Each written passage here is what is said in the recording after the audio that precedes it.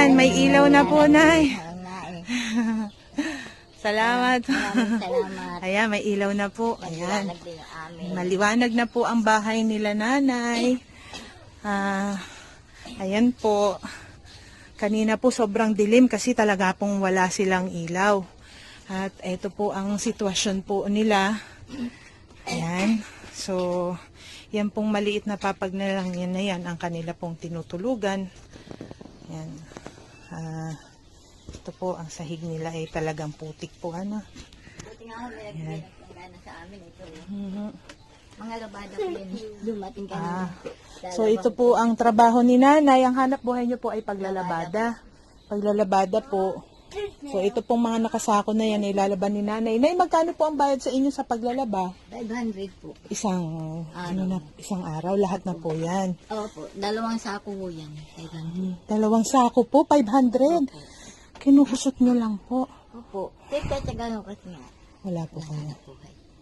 Yung anak ko naman hindi makapaghanap buhay. Hindi pa nga nakita na sister yan. Yan o yung anak ko na biktima na rape. Ito ang naging bunga. Nabiktima po ng rape. At Yan ang naging bunga. siya po ang naging bunga. Ako na. Kaya napakatibay po ng loob niyo. Ano?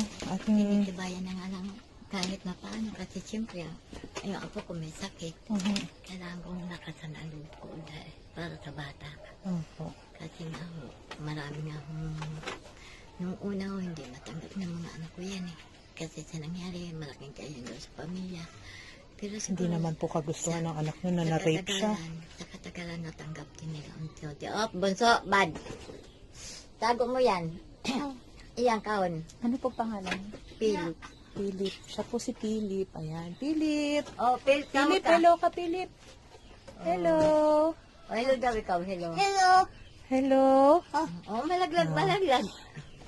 Nay, ang tulong po na natanggap po niyo yung solar panel po, solar light po na yan para mailawan po itong bahay ninyo ay galing po sa Generous Love and Hope group po. Ito po ay grupo po ng mga vlogger sa pangunguna po ni Miss Nelisa Campilat ng iba pa pong mga kasamahan na tumutulong po talaga sa mga nangangailangan. Opo, bali magpapaabot pa po kami ng tulong sa mga susunod po, pauna pa lamang po ito. Yung pong iba pong mga inabot po namin ay galing po sa aming personal, yung po sa aking anak na maliit. Po, kasi sabi niya nga gusto niya din daw pong magano sa bata. So ayan, Philip ha, you're friend with Ezekiel na. Friend na kayo ng anak ni Tita Sheila, no? Opo. Oo, yun. Baon mo yun sa school, ha? Babaonin mo sa school yun. Tapos shoes yun, saka sandals para may isusuot ka, ha? Ano sasabihin, apo? Oy, salamat. Thank you po, Philip. Huwag namang gagawin. Ayan, para may ilaw ka na, ha? Hindi ka na madilim, ha? Halika na.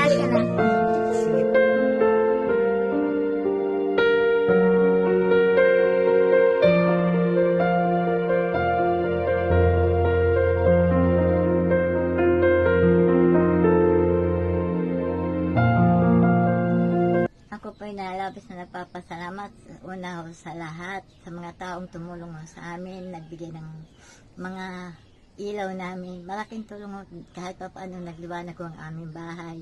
At sa iba pang mga tumulong sa akin, maraming salamat po. Hindi ko makakalimutan to.